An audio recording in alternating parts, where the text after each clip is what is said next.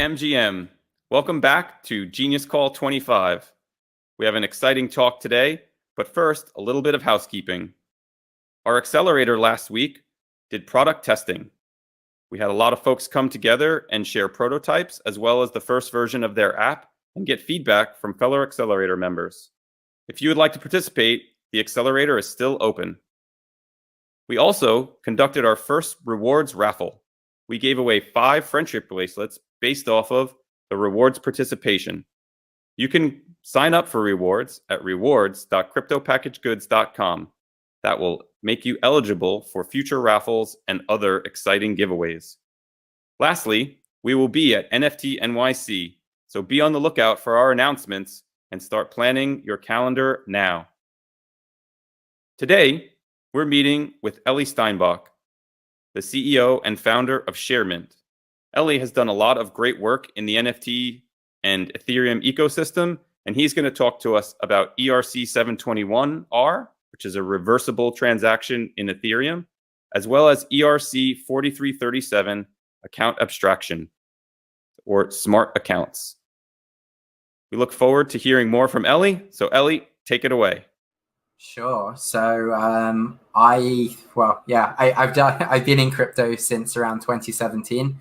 I got involved in sort of the hype cycle back then, and I actually went and launched like an NFT project like very early on in my first foray into sort of like smart contract development and building crypto products. But in early 2018, we launched an NFT collection called CryptoFighters, which were these digital fighters on the Ethereum blockchain. You could collect them, you could battle with them. If you won a battle, we awarded you a new fighter.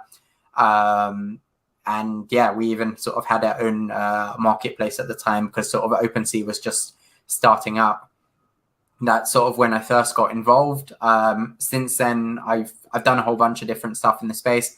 I ran a development agency of like sort of from around 2018 to, I mean, it still sort of even runs today, but from 2018 to around 2022 type thing. And we did a lot of work in Web2, companies like Mercedes, Bloomberg, Trax, a lot of companies in the Israeli startup ecosystem we've worked with. And we also actually helped a lot of teams with sort of their Web3 products just because of my own background in crypto. And in the last year or two, I've been focused sort of on building our own products. We launched the ERC 721R. We also had an crypto analytics platform called Exodia. And then around 8 months ago, we pivoted towards ShareMint, just sort of realizing there was sort of like a huge need for like marketing tooling within Web3 and sort of improving the Web3 growth stack. Fantastic. Can you give us a little bit more about what products and services ShareMint provides? And then we're going to turn it over to you for refundable NFTs. Yeah, sure. So ShareMint, we do 2 things. One, we make it easy for Web3 teams to launch a referral or affiliate program. Our goal is within a few minutes, you have your program set up. And then 2, also enabling you to sort of partner with a lot of the big names in the space. For partners, this can be an additional form of revenue for them. And for sort of Web3 teams, obviously, this gives them exposure to a lot more people. Sort of some of the names we work with are like sort of Zeneca, Llamaverse, like a whole bunch of others. I think it's great that the bridge between Web 2 and Web 3 has nuance and that there's so many folks tackling it. And I see ShareMint as applying that experience and nuance moving forward, because I think a lot of products that are Web 3 generally can be Web 2 products. The enhancement of Web 3 is really where the new and exciting engagement comes from. So it's great to hear that there's even more things to come from what Web 3 has to offer for us. Yeah, and we're really like, we're sort of how we see things is like we'd like to see like the growth stack for Web 3 sort of be on par on what's available for Web 2 teams. Specifically, like regarding affiliates and referrals, there are like loads of Web 2 tools, but they don't really fit well with Web 3. Like you really sort of have to force fit them, which is sort of, there's a whole wave of new products coming out, and we're one of them sort of in the Web 3 growth stack. And yeah, our goal is sort of just to give Web 3 teams the powers that sort of any Web 2 team has, least when it comes to affiliates and referrals, and in the future, even more things regarding growth. For sure, affiliates and referrals is an interesting area that is ripe for enhancements with Web3. So turning our attention to ERC 721R, would love to have you present what you have built and how you sort of got to that point with ERC 721. So we'll turn it over to you for that. Yeah, sure. So yeah, this is a topic I've spoken about quite a few times. I'm actually going to be speaking about it at NFT NYC. If anyone's going to be attending, I'm excited to see what CPG does there. The basic concept, as the name suggests, refundable NFT mints. The idea is that sort of within the world of Web 2, within the world of sort of Web 2 or just regular commerce, if you go and sort of purchase something, you're not happy with it, you can get a refund on it.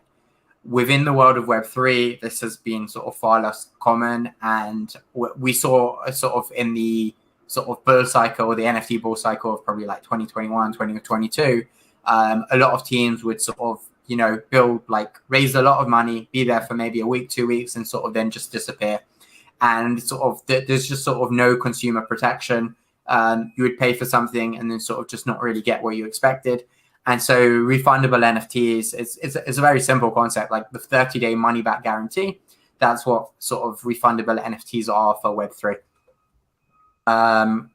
So yeah, like we're trying to drive greater accountability, reduce rug pulls, and sort of it's just sort of a win-win for everyone. I think with that's sort of how we accomplish it with refunds. It is sort of escrowed at the smart contract level. So let's say you go and purchase an NFT.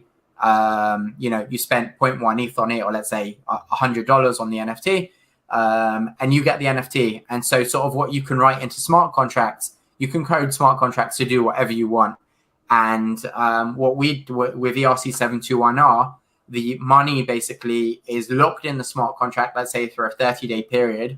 And then only afterwards, after the end of the 30-day period, can the team take that money out and sort of spend it.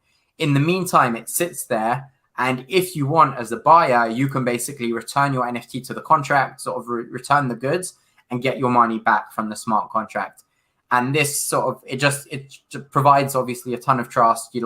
It's even better than the Web 2 version of it. I think if it was the same as Web 2, it would be great, but it's even better because it's written into the code. Like there's no way the team can sort of not honor that refund. Like they have to, it's not even up to them. It's up to the smart contract to honor the refund. And it sort of bridges a bit about what we'll be speaking about later with smart accounts, but the power of smart contracts and programmable money, this is sort of probably the most basic example of it.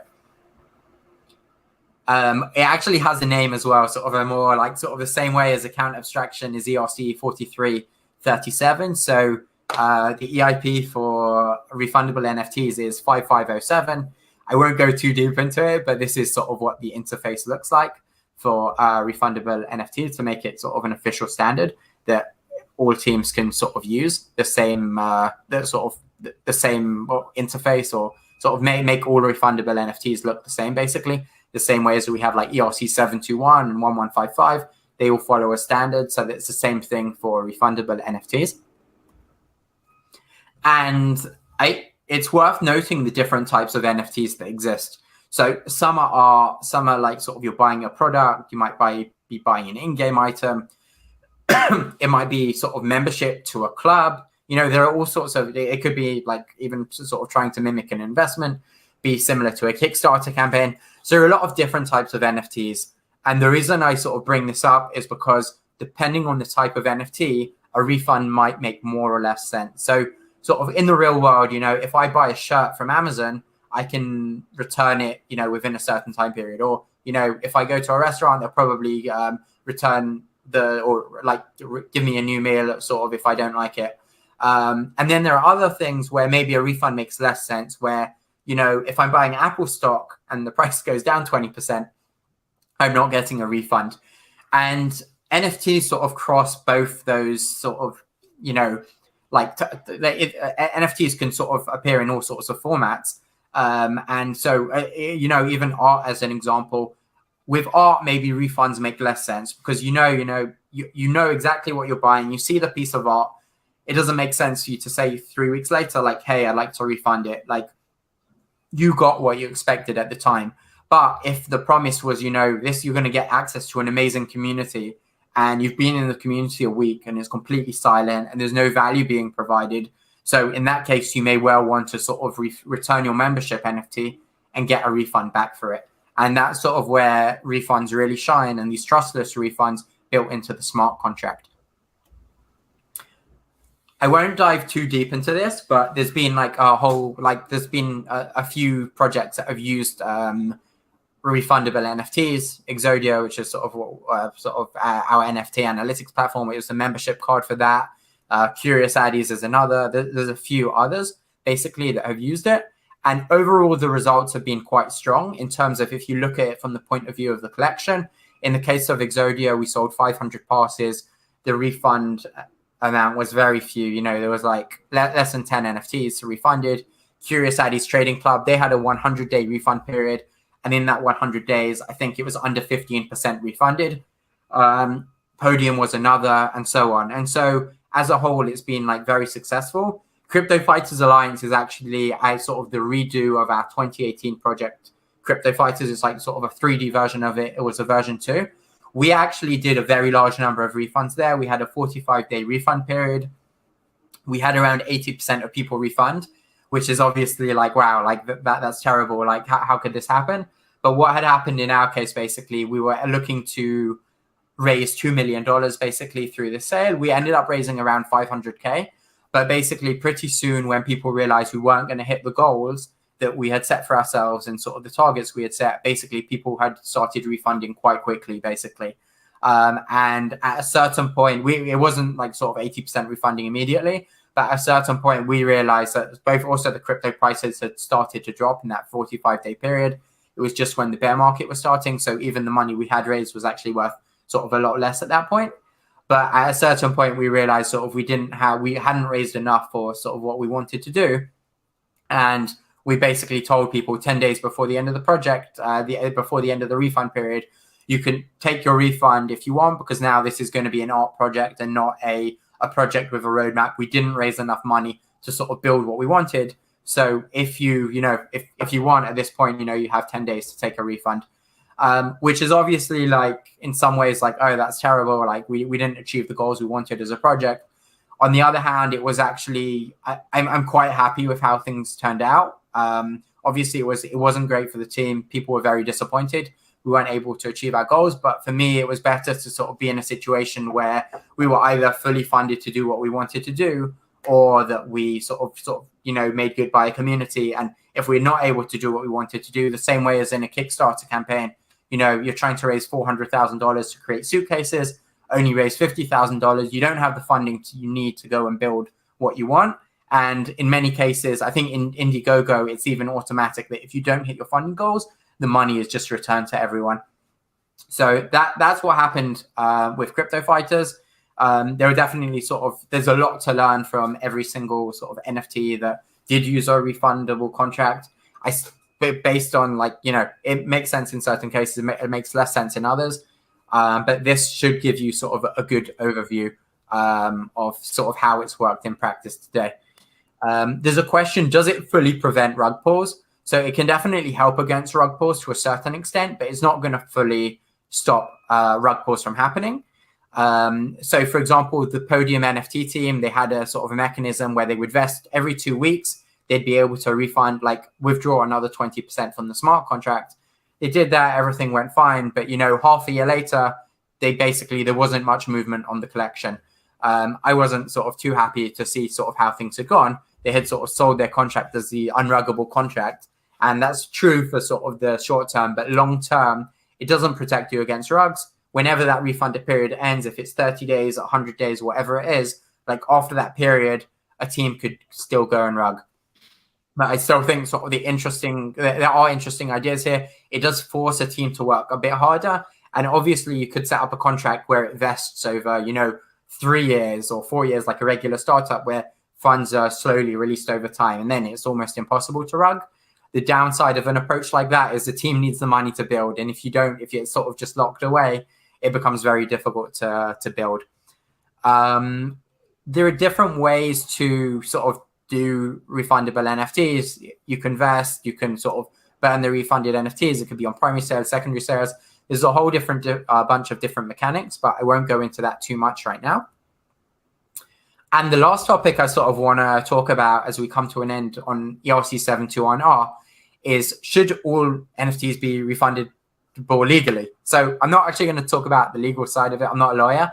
But if anyone sort of remembers, a few weeks ago, Porsche had a sale. And something that came out of that was they actually made you like check a box that said that you won't receive a refund. And people looked into that and was like, oh, why is that the case? So it turns out in Europe, probably in the UK, you actually need to offer a refund sort of for these digital goods that you're selling. Apparently the Porsche lawyers thought it was okay that if you check this box, that sort of you're no longer entitled to it. What happened from that is certain people actually reached out to Yuga Labs and was like, well, you didn't have this like checkmark box when like sort of we were minting your Bored Apes. So like we want to claim a refund on that now because you never offered that option. So I don't know exactly sort of how this will develop. I don't expect Yuga Labs to be making any refunds. And to be honest, people have profited hugely, so it wouldn't really make sense to offer a refund there. But it is interesting sort of what happened. And actually, in the case of Porsche, I think they made a huge mistake in not offering refunds. But sort of what happened with Porsche is they tried to raise $10 million. They went and raised $1 million in total. And had they offered refunds, I think they definitely would have sold out the entire $10 million. And the reason for that is the reason refunds are so good is not just for sort of the buyer. It's incredibly good for the collection as well, because it makes it zero risk for the buyer, that you can go and mint a Porsche NFT for 1 ETH. I would have minted as many as I could if I knew that within 30 days I could get a refund. Because, you know, if within that 30 days I see, well, okay, I didn't profit, so, or it's not working out how I wanted, then I can refund them. And obviously it wouldn't be great to see like a huge number of refunds, but in the case of Porsche, they managed to sell 10% of the collection, and they likely would have been able to sell, they would have sold out 100% with a refund. And even if they saw a 50% refund, they would have still collected $5 million from their sale. So this is just something I think, like, especially the big and established brands should be pushing a lot more. And I think the lawyers in the case of Porsche actually made a mistake by having that non-refundable policy. I think they would have done incredibly well if they did have a refund policy in place. And yeah, that's sort of, I think, where we'll end it right now on the side of refundable NFTs. But I'm like more than happy to sort of like answer any questions that may have come to mind on that. I have a couple of ideas and questions. For me, the idea of an irreversible transaction is really a large catalyst for fraud, because a lot of people just be like, oh, well, I can't give it back. Or, oh, it's too hard. Or, oh, things change. I could also see the opposite side, where in the case of Yuga, where folks had profited greatly, and depending on the statute of time that had passed, what would the refund explicitly entail? Would it be that that person who potentially benefited in other ways would have to return all assets that were derivatives of that other deed's purchase? I think those are things that are interesting and new to tackle. Before I ask my question, I will give a plug for us to talk about our POAP, which is the POAP for you for attending this one. The secret word for our POAP, and it's more related to ERC 4337 than it is to this one, and it is it's an account. ITSANACCOUNT. And this again refers to things that are Web 2, that Web 2 does really well, that Web 3 has sort of been hand-wringing about, well, it's better, and I think we're actually moving in the right direction. This is a beautiful example of it, and I'm really thankful that you shared it with us. My question is, how long has this been available? And apart from the list that you've seen, what's been the inbound inquiry to use it as a tool as you've designed it? Yeah, so it sort of officially, I think probably the first use case of it was probably Exodia in September 2021, I believe. And so I guess a year and a half ago.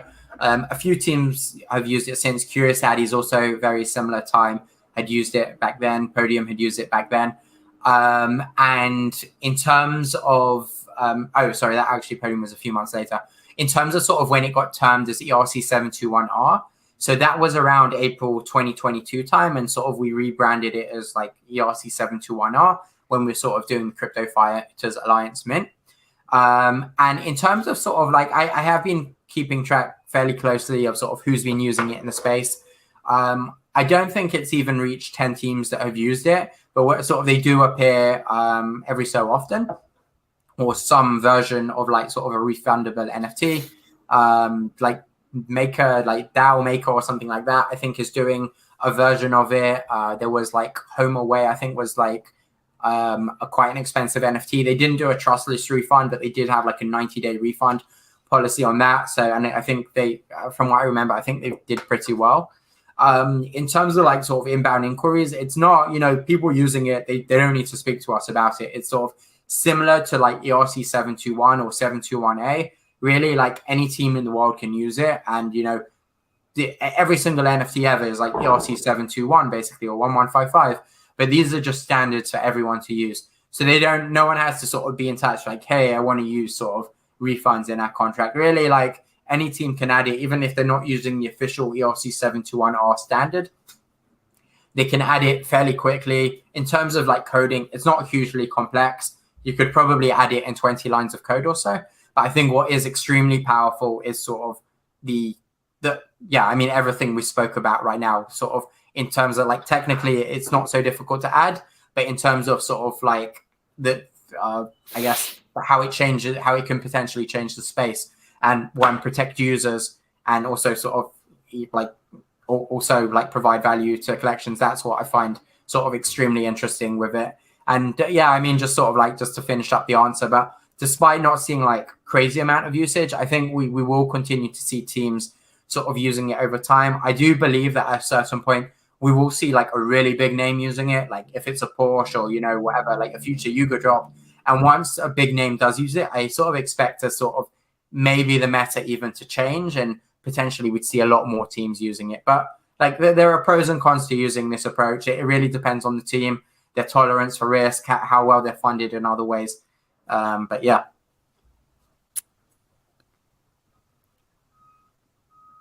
What are the interesting use cases that are the edge cases that you bumped up against that maybe you didn't anticipate initially with 721R?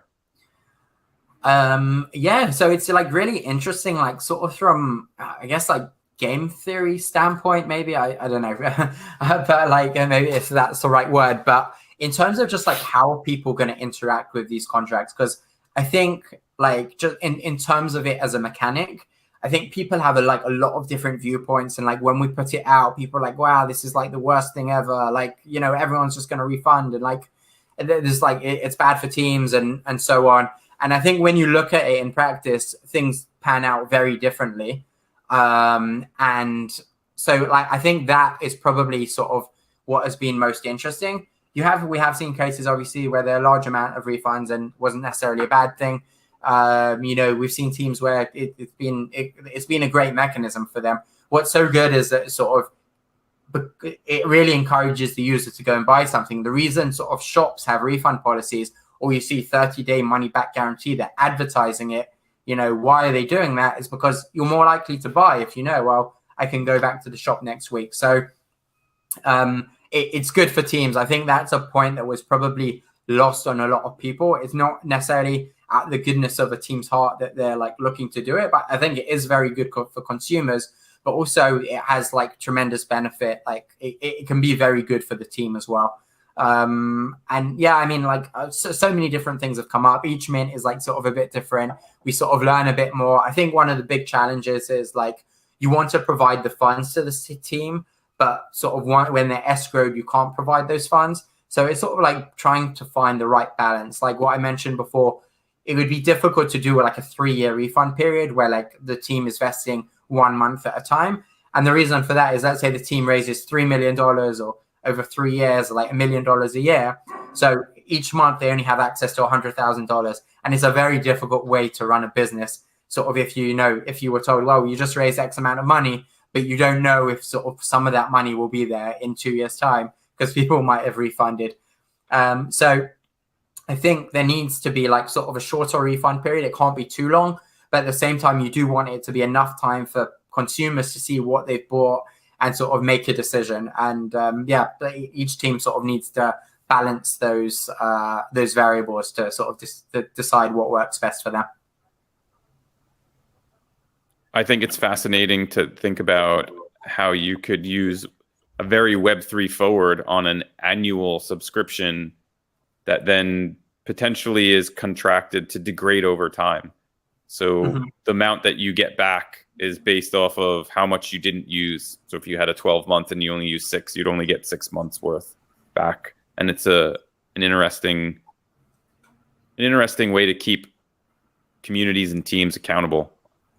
I do think the consumer aspect of this, which has been sort of greatly underappreciated at the early days of Web3 and is now really taking front and center stage, literally, is a great segue into 4337. And so, once again, the POAP secret word is it's an account, and I think we're going to really understand why that is the secret word with this latest account abstraction, ERC 4337. Sure. Account abstraction, it's the buzzword right now. Everyone's talking about it, hundreds of threads on the topic. And I think the attention is deserved, to be honest. It's a very interesting idea. It opens up so much, even sort of a few other things we just spoke about even subscriptions, which weren't really doable in Web3 in an easy way. They will become more possible with account abstraction, but we'll speak about that later. ERC 4337 is sort of the official number for it. It's actually been in the works for a very long time. I think even back in 2015, it was spoken about. So we're like 7-8 years on from that now, which is sort of crazy to think, but it's become like sort of an official standard. We have seen versions of this beforehand, which I'll also talk about in a bit. But let's sort of get started on this topic. There are basically 2 types of accounts in Ethereum. And I think actually people are pretty familiar with these types of accounts. One is what is called like EOAs. And this is sort of just your regular wallet or account. So like if you go to MetaMask, I create a wallet, click up there, you get your address. That's like a regular account. That's what they call EOAs, sort of in Ethereum terminology. And then the other type of account is a smart contract. And this is an account which is programmable, basically.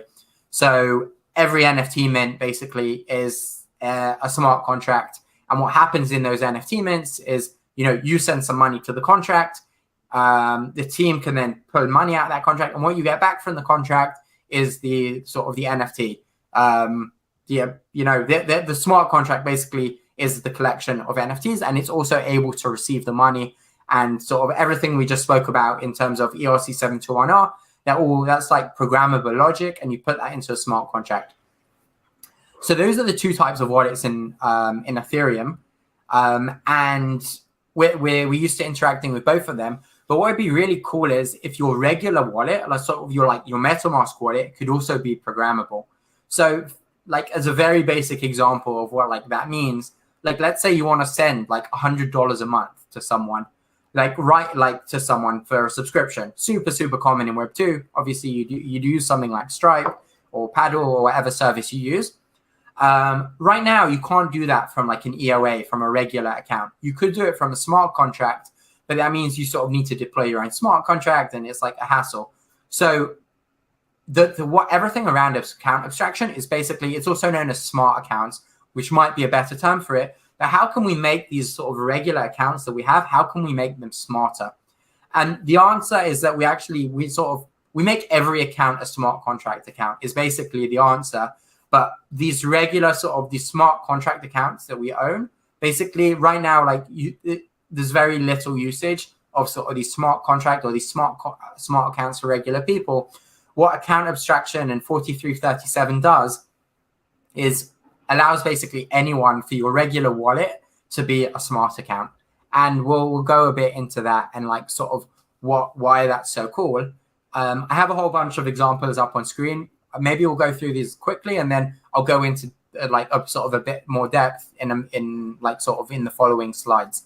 So the first example is like multi-sig wallets. These are basically, if people are familiar with Safe, what used to be called Gnosis Safe, these are like wallets with multiple signatures that to enable a transaction. Things like allowances, spend 10 ETH per month. You're only allowed to spend this certain amount. This is possible. Recovery of wallets. What happens if you die or something bad happens to you? How does inheritance work? Seedless smart contracts. So basically not having that scary seed phrase. The subscriptions we spoke about. Enabling others to sort of pay for your transactions. And third-party protection. Well, I guess the last one I should mention, bundle transactions. This is like sort of quite a long list. I'm actually going to go into them more in detail now. So I didn't want to spend too long on that slide.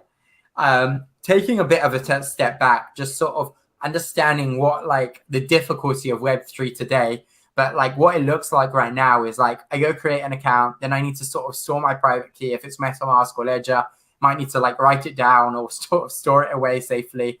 Then I sort of need to find some like buy funds, and there's a whole process. I don't even sort of want to talk about all these steps. Like it's a hassle basically, you know, go through the transaction, wait for it and so on. And that's sort of the world of Web3 today. With smart accounts, basically, we can remove a ton of this, where it might even be like you can sign up to a service with Google, maybe even pay $10 with Apple Pay or Stripe or whatever it is. And sort of just sort of all these steps are sort of handled for you. And you might even have sort of still be in full control of the wallet after that entire process.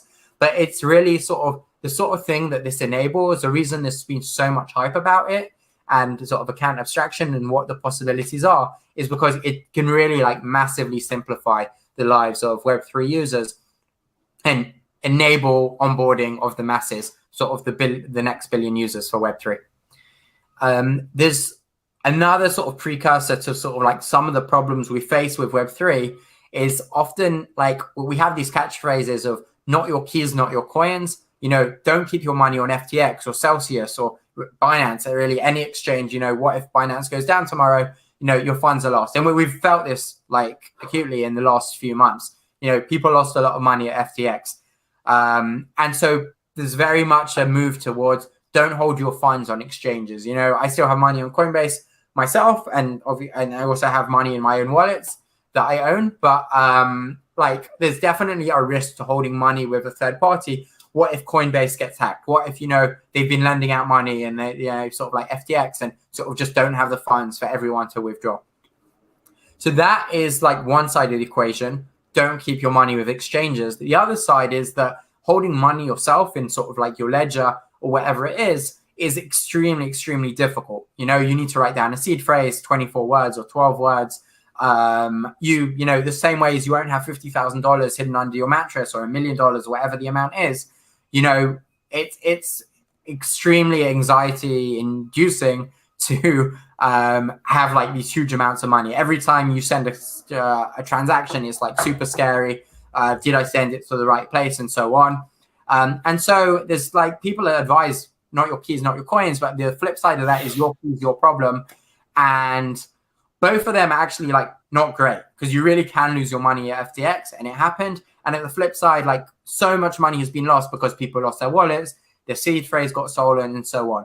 So like for most people, I actually think the exchanges are the best approach, but there's risk involved there. And like, so there's like, obviously I also recommend everyone that's crypto native, get yourself a ledger, definitely become comfortable with these sort of different ways of handling things. But smart accounts is actually sort of this third dynamic, which I think can solve a lot of these problems. And how it works is basically one thing you can do with smart accounts is it's not dependent on any single wallet. So even for yourself, you can open up a Gnosis Safe today and you can have multiple signatories. And these can be your own wallets, basically. So it might be one of your wallets is like sort of a MetaMask in the browser. that is in charge of your Gnosis safe, or sort of your safe. And there might be another account, which is your ledger, and maybe another one, which is like your Zengo wallet. So you have 3 different accounts, which are all sort of controlling this like smart account that you have. And let's say, I don't know, you have a lot of money in this account and you're worried about, you don't want to have $1 million on your ledger, but you're more comfortable having it in your sort of smart account because no single wallet can sort of move it. You know, somebody logs into your computer and steals your sort of MetaMask key, like they still can't do anything because they need multiple signatories. And if it's a company, same thing. You don't want your money sitting with any single person at the company. You might want the CFO, the COO, and the CEO to all sign on something before they send over $5 million to sort of that other fund or whatever they're doing. So this is the sort of things that smart accounts start to enable. In terms of sort of the multi-sig wallets that I mentioned, you could have like 2 or 3 approving. It could be 5 of 9. It could be, you know, you're really any rules you want. It could just sort of be a single person approving transactions as well. And other parts of this is you could even have like a bank as a third party, like having access. So maybe you own 2 of your keys and the bank owns the third key. And the rules you've set up are that, you know, you're in full control. The bank can't move any money, but the bank could potentially stop you from, you know, making a bad transaction. You might want it that the bank is signing off on every single transaction that you do. And if the bank is like, you know, they're running their own systems and they notice, wow, you know, this is, you've just signed a scam contract. Money is about to be removed from your account. So that is possible with smart accounts. You can basically write any code you want to be the rules of the account. It could really be anything. But in terms of sort of how powerful this is and how much it can protect users, it can be a real game changer for the space. And I hope it is in sort of the years ahead.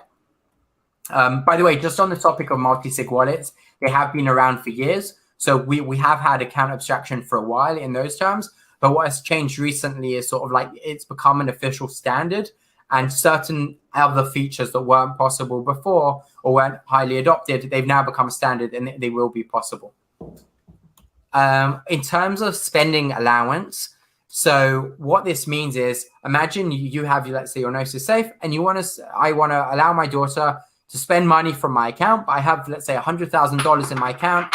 I don't want her to spend it all in one go, but I am okay with her spending, you know, $1 ETH per month or $2,000 per month to pay for, you know, university or whatever she needs to pay for.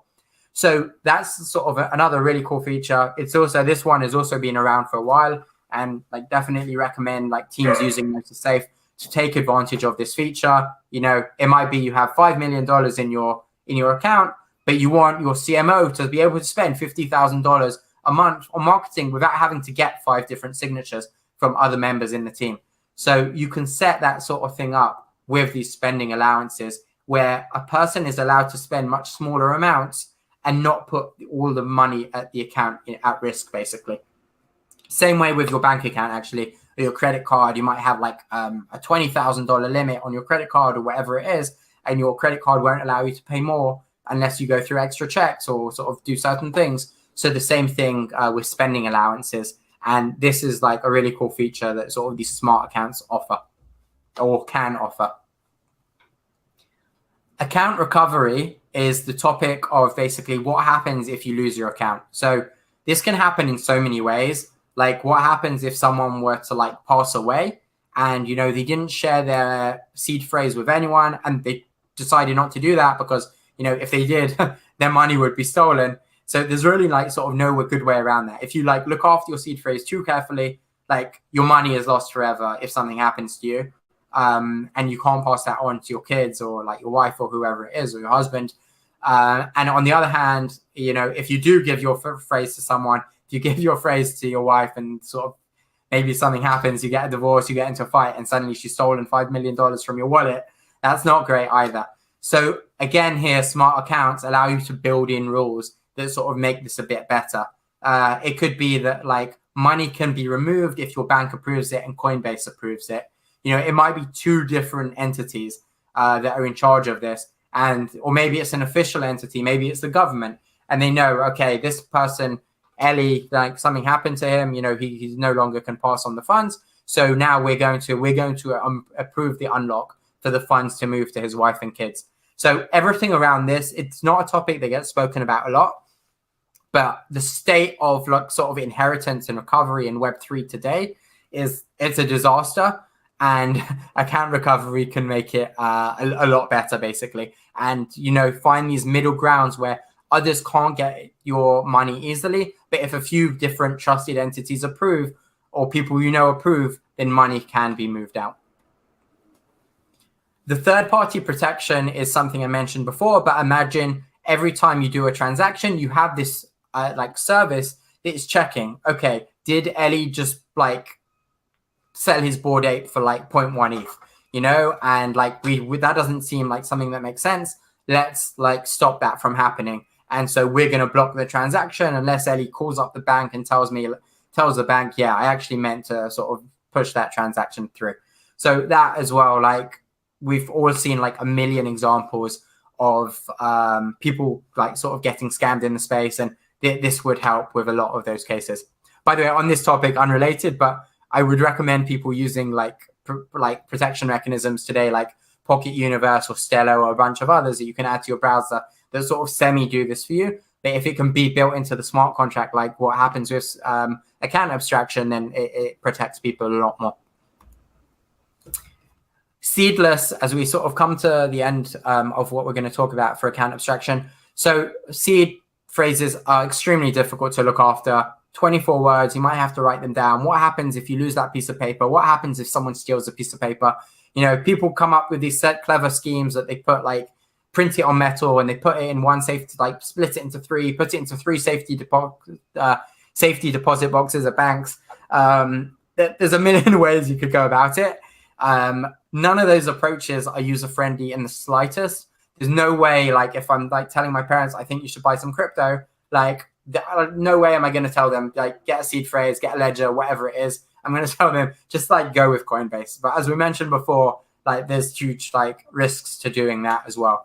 So what, like, because we can code any rules we want into a smart contract or into a smart account, basically what this enables is that we can get rid of seed phrases completely. MPC wallets do this already in sort of a different way, but with smart accounts, we can basically sort of just completely change the rules of the game of how accounts are supposed to work. It could be like your account is, you know, it can only be accessed if you get an email to like sort of your Gmail account, plus also sort of enter something on your phone. But all of that is just so much simpler if I just had to do some things on my phone or Gmail compared to, you know, having to write down my seed phrase, which is just just awful UX and not how sort of a billion people are going to get on board to crypto. Another challenge we face, like it's amazing how many challenges we face in crypto, despite how far we've come. I think this sort of presentation might be sort of just explaining problem after problem after problem of like why the UX in crypto is so bad today. But like smart accounts is sort of could be that silver bullet that sort of just like fixes everything, where everything can be done better with it. But sponsored transactions is another one where right now, if you're playing a game, let's say a Web3 game, every single time sort of something happens, you might have to sign a transaction, which doesn't make sense to sort of like every single thing you have to approve. Or, you know, you don't have a crypto wallet and you sign up to a service and you want to interact with sort of, you know, something in Web3 that, you know, a lot of teams would be very happy to pay that transaction fee for you. You might pay them sort of through some other mechanism or whatever it is. You know, you might be already a member of CPG, and every time CPG wants to do an action on your behalf, you just sort of like click OK, and it happens. And CPG is paying your transfer fees for you, which might be a few cents on Polygon, it might be a few dollars on Ethereum mainnet.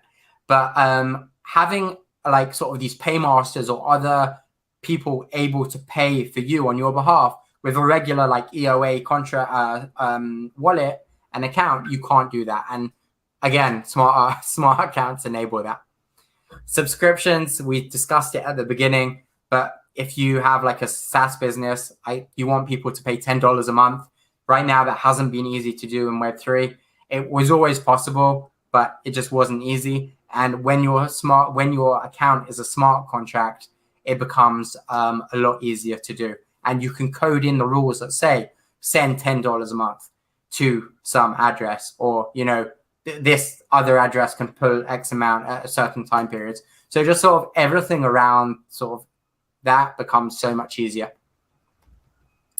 That's sort of the end of sort of all the different features that smart contract accounts enable. Bundle transactions was one more that I didn't actually talk about on its own slide, but so often you're sort of approving a transaction, you're approving money to be spent, and then you're doing another action just to swap like USD into ETH or whatever it is. With a smart contract wallet, you can sort of bundle those all up into one go, just automatically make it happen. But here are sort of all there's probably even more reasons to be excited about smart contract wallets that I haven't even discussed here. I'll probably end just saying that on each chain, it's going to look a bit different. On Ethereum, how these smart accounts get set up is there were no changes to the underlying protocol. It was just using existing smart contract functionality to make it happen. And for like other chains like Stocknet and like other layer 2s are actually starting to enable a lot of these features sort of built into sort of the blockchain itself, basically built into the layer 2.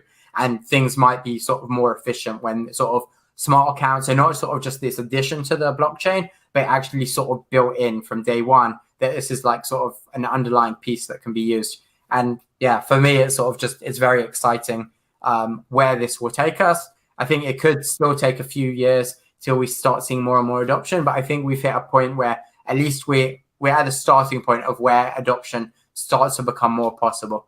But yeah, hopefully that was clear, and happy to answer any questions or sort of discuss that a bit further. I hope it wasn't sort of too many one after the other, and it was okay for people to understand.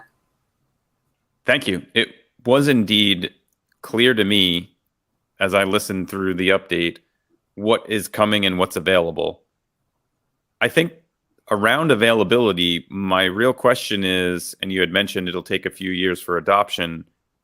The first one is, what's the state of this currently?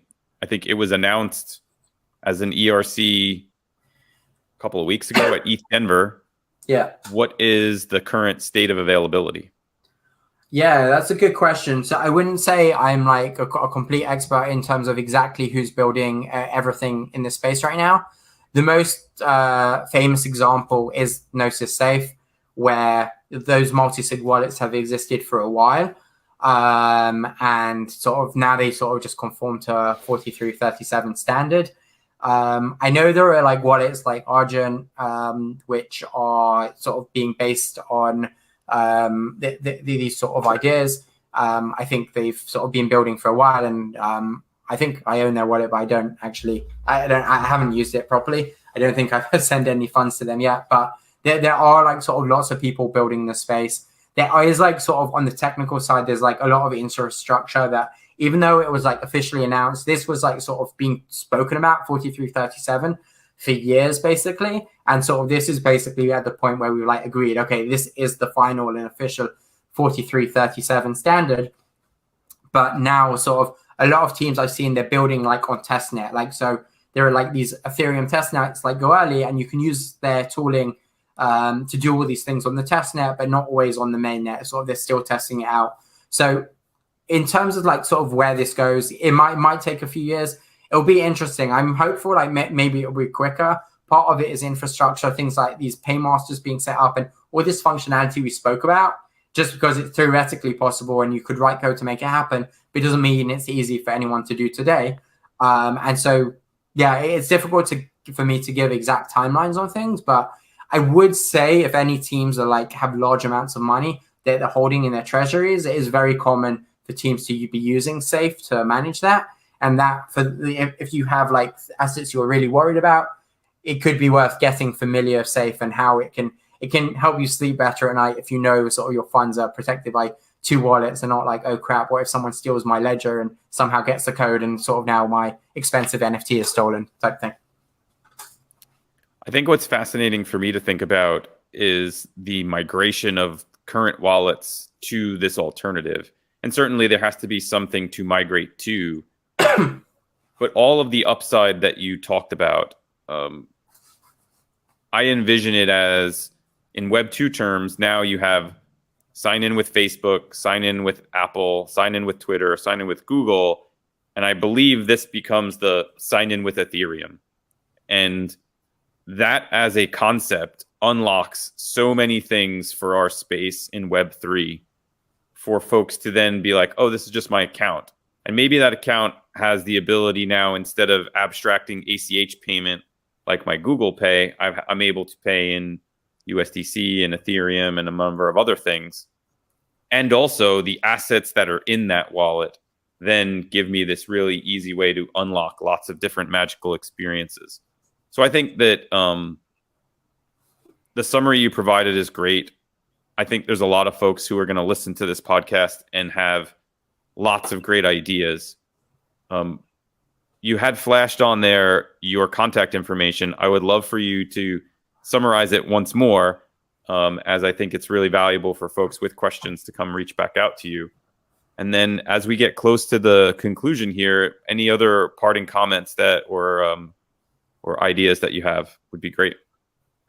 No, I mean, as a whole, I mean, I have said it a few times. I am quite excited about this stuff. I think sometimes things are sort of hyped up for the wrong reason, especially when there's financial incentive. I don't think here it's actually sort of the opposite. I mean, it's being hyped up a lot, but I don't think, like, if we look back in 50 years' time, it will be sort of this, like, concepts like this will be like, yeah, like, of course, like, these are, you know, these are sort of just bread and butter, and it's sort of like crazy we ever use, like, sort of blockchain in a different way. That's sort of the impact I think it has. There's no one that is going to immediately profit. There's no, like, token, like, go buy the account abstraction token. But, like, well, maybe Safe has a token always coming out. I don't know. But, like, there's no, like, sort of, it's not about sort of the financial side. It's really just about improving the UX in the space, like 10x or 100x. It will open a lot of opportunities for builders in the space.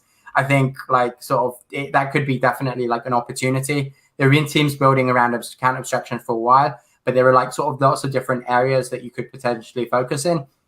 And all these, like, tools that are coming out, and sort of maybe not building everything from scratch, but taking advantage of what's about to be built, and, like, sort of, yeah, these bundlers and paymasters and sort of all the sort of infrastructure tooling that everyone else is building could potentially, like, leverage that to sort of build on top of. I think sort of, yeah, definitely for, like, sort of builders in CPG with, like, a long-term view, some of this stuff could be very exciting, basically. That's sort of, I guess, what I'll end on. And in terms of contact information, you can reach out to me, Elie, E-L-I-E, with 4 2s at the end on Twitter, or just Google my name, Elie Steinbock, and you'll find everything about me, I think, my LinkedIn and so on. And yeah, like, I'm happy to, like, connect with people on DM or on Telegram, basically. Thank you. All right, folks, go check out ShareMint, connect with Elie on Twitter, and let's keep the conversation around 4337 and consumer protection and all sorts of wonderful account abstraction dialogue going. We will be in the Telegram chats. We will also be on YouTube. Please stay tuned. One last little plug. We also have Gregarious from his wonderful Design Mint doing another Twitter Spaces. So be on the lookout for that. And look forward to seeing and hearing from you all real soon. Thank you.